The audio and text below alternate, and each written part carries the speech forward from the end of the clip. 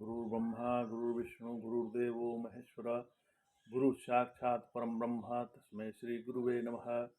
ओम नमो ब्रह्म दिव्यो ब्रह्म विद्या संप्रदाय कृभ्यो वंश ऋषिभ्यो मध्यो नमो गुरुभ्यः सर्वपल्लवरहितः प्रज्ञानघनः तद्गर्भो ब्रह्मो अस्मस्मि।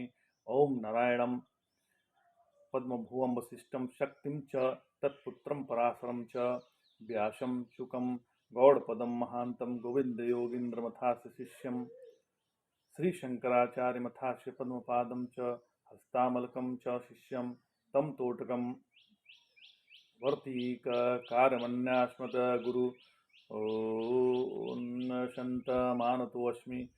श्रुतिस्मृतिपुराणानाम् आलयं करुणालयं नमामि भगवत्पादं शङ्करं लोकशङ्करं। शङ्करं शङ्कराचार्यं केशवं बादरायणं सूत्रभासकृतो वन्दे भगवन्तो पुनः पुनः। ईश्वरो गुरात्मेति मूर्तिभेदविभागिने व्योमवद्व्याप्तदेहाय दक्षिणामूर्तये नमः। ओम श्री परम गुरुवे नमः। हम लोग गीता के प्रथम अध्याय का प्रत्येक दिन 3 श्लोक का अध्ययन कर रहे हैं। ओम श्री परमात्मने नमः।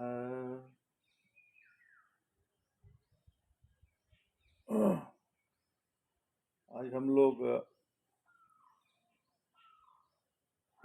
अब तक हम लोग 9वें श्लोक तक अध्ययन किए हैं। आज हम 10वें श्लोक का अध्ययन करेंगे। 10वें, 11वें और 12वें श्लोक का। अपर्याप्तं तदस्माकं बलं विश्वम्भरचित्तमं पर्याप्तं तिबध्यमेतेषां बलं भीमाभिरक्षितम् अयनेषु च सर्वेषु यथा भागामवस्थिताः भीष्ममेवाभिरक्षन्तु भवन्तः सर्व एव हि। ये भीष्म पितामह से रक्षित जो हमारी सेना है, यह अपरिमित है। और इस पांडवों की भीम से जो संरक्षित सेना परिमित मतलब सीमित है, क्योंकि जितने महारथी हैं उसमें सबसे सर्वश्रेष्ठ महारथी हैं वो भीष्माचार्य हैं, क्योंकि वो ब्रह्मचारी भी हैं, शुरू से एक तरह से महात्मा हैं, और धनुर्विद्या में प्रकांड ज्ञान उनके पास विद्यमान है। उनको धनुर्विद्या में कोई हरा नहीं सकता। ये सारे पांडव भी जानते हैं और कौरव भी जानते हैं। वही बात ये कह रहे हैं दुर्योधन द्रोणाचार्य से कि हमारे जो भीष्म से जो संरक्षित हमारी सेना है वो ज़्यादा मजबूत है, और उधर भीम जो पांडव की सेना को संरक्षित कर रहे हैं वो सीमित है, उतना वो मजबूत नहीं है। हमारी जो विजय है वो बहुत कुछ जो है भीष्म के अधीन है। जो हमारी विजय का पताका दौड़ेगा वो बहुत निर्धारित करेगा कि हम भीष्म कैसा चाहते हैं। भीष्म यदि चाह दे तो हम निश्चित जीत जाएंगे। इसलिए अपनी अपनी नियुक्ति के अनुसार अपने अपने मोर्चों पर रहकर आप सभी लोग भीष्म पितामह की रक्षा करें। ये कह रहे हैं कि यदि भीष्म पितामह की रक्षा रहेगी और वो रहेंगे तो हम निश्चित जीत जाएंगे। इसलिए सभी लोग अपने मोर्चे पर खड़े होकर पितामह जो है हमारे भीष्म हैं उनका आप रक्षा करें। फिर आगे बोलते हैं 12वें श्लोक में, तस्य संजयन्हर्ष कुरुवृद्धः पितामह सिंहनादं विनयोच्चे शंखं दद्मो प्रतापवान। प्रतापी कुरुवृद्ध पितामह ने दुर्योधन को प्रसन्न करते हुए उच्च स्वर में सिंहनाद करके शंख बजाया। जो कुरु जो कुरुकुल है उसके जो वृद्ध पितामह है मतलब भीष्माचार्य, भीष्म जी ने दुर्योधन को खुश करने के लिए, जब उन्होंने ऐसा सुना तो खुश करने के लिए उच्च स्वर में सिंहनाद करके शंख को बजाया।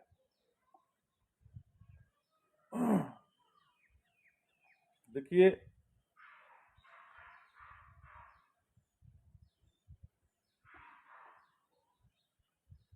हम लोग पिछले एपिसोड में बात कर रहे थे कि संजय ने जो है पिछले एपिसोड में बात किए थे कि गीता को तो जो मुख्य श्रवण करता है वो अर्जुन है, फिर संजय है और तीसरे नंबर पर धृतराष्ट्र है। हालांकि गीता को श्रवण जो है हनुमान जी भी कर रहे थे। हनुमान जी अर्जुन के रथ के ऊपर बैठे हुए थे, तो गीता का श्रवण हनुमान जी ने भी किया है, जो हनुमत गीता नाम से प्रसिद्ध हुई है। एक ग्रंथ आती है हनुमत गीता, वो गीता के श्रवण करने से ही हनुमान जी ने ही वो किया था, गायन किया था, ऐसा माना जाता है। तो मुख्य जो गीता में जो भगवत गीता हम लोग अध्ययन करते हैं उसमें 3 ही श्रोता है। एक तो मुख्य श्रोता अर्जुन है, दूसरे संजय है और तीसरे नंबर पर धृतराष्ट्र है। अब धृतराष्ट्र को पूरा गीता सुनने से कितना लाभ हुआ ये तो नहीं कह सकते हैं, लेकिन संजय को लाभ हुआ। संजय जब गीता पूरा सुना तो संजय को लाभ हुआ। उन्होंने कहा, संजय को गीता जो श्रवण किए उससे अपना एक निश्चय बताया कि वो 6 बातों पर ध्यान आकृष्ट कराए हैं। क्या कराए हैं? संजय करना है कि हम लोग जो कुछ भी कहते हैं उसमें ईश्वर का हाथ सन्निविष्ट है। मतलब हम जो करते हैं, जो कुछ कहते हैं उसमें ईश्वर का ही हाथ होता है। और यह बात हम लोगों को ज्ञात रहनी चाहिए।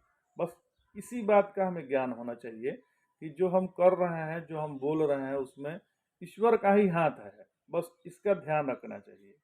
और ईश्वर का हाथ इतना महत्वपूर्ण नहीं जितना महत्वपूर्ण उसका ज्ञान रहना है। उसका ज्ञान रहना ज्यादा जरूरी। अविदितो देवम नयनो भुनक्ति। पूर्वाचार्यों का भी कहना है कि ईश्वर तो सब जगह है।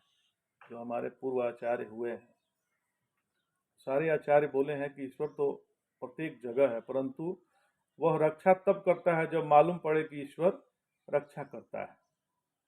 रक्षा तो करता है, लेकिन हमें मालूम पड़ता है तब लगता है कि रक्षा करता है। हरि स्मृति सर्व विपद विमोक्षणम। जो भगवान की स्मृति है, भगवान की स्मृति कष्ट का निवारण होता है। केवल भगवान की स्मृति करने से कष्ट चला जाता है। वास्तव भगवान स्वयं विपत्ति से नहीं छुड़ाते,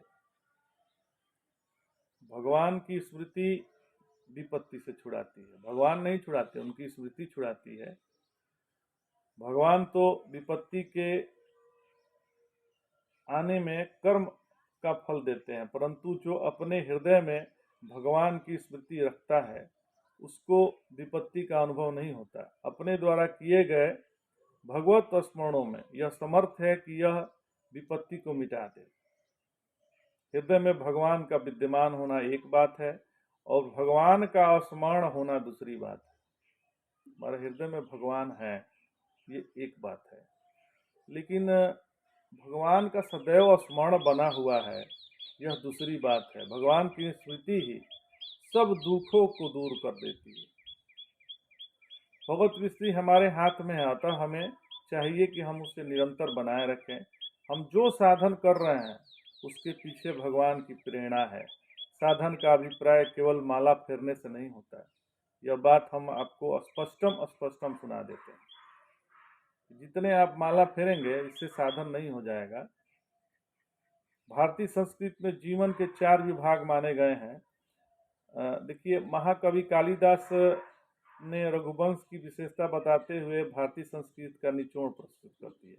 उन्होंने कहा, शैशवेभ्यस्त विद्यानां यौवने विषयेक्षिणां वार्धके मुनिवृत्तीनां योगो नान्ते तनुं त्यजाम। शैशव में मतलब बाल्यावस्था में, शैशवा काल में विद्या का अभ्यास करना चाहिए। यौवन में धन का उपार्जन और विषय भोग करना चाहिए, लेकिन वृद्धावस्था में महात्मा की तरह जीवन व्यतीत करना चाहिए। और जब शरीर छोड़ने के समय आ जाए तो अपने आप को भगवान के साथ मिला देना चाहिए।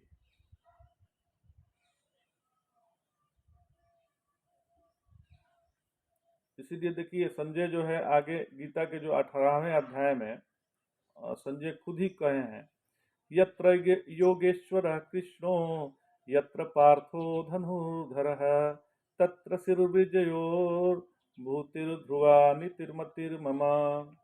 यह मतिर्मम का अर्थ है कि यह मेरा निश्चय है और व्यक्तिगत निश्चय है, अर्थात विद्वान लोगों से गीता का न जाने का क्या क्या अभिप्राय बताएंगे।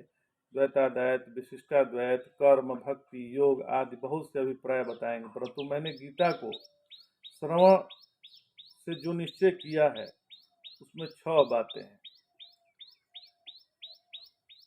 6 बातें क्या हैं? एक तो ईश्वर ही प्रेरणा का स्रोत है। पहला जो है, 6 बातें संजय ने बताया है कि ईश्वर ही प्रेरणा का स्रोत है।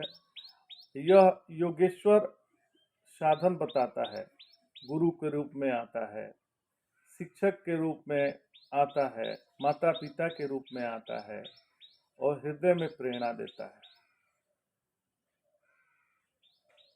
दूसरा, हम जो कुछ कर रहे हैं ईश्वर उसका निर्वाह कर रहा है। ईश्वर की यह विशेषता है कि यह मार्ग भी बताता है, मार्ग का निर्वाह भी करता है और उसका फल भी देता है। जब मार्ग बताता है तब ईश्वर होता है ज्ञान स्वरूप। जब वो मार्ग बतलाता है तो वह ईश्वर को ज्ञान स्वरूप कहते हैं, और जब निर्वाह करता है तब ईश्वर होता है सत्स्वरूप, और जब फल देता है तब ईश्वर होता है आनंद स्वरूप। इस प्रकार सच्चिदानंद स्वरूप और प्रेरक, फलदाता तथा निर्वाह के रूप में स्थिति स्थापक, आत्म धारणानुकूल व्यापार उत्पन्न करने वाला भगवान ही है। अच्छा, आज विराम देते हैं, फिर कल पुनः हाजिर होंगे। जय शंकर।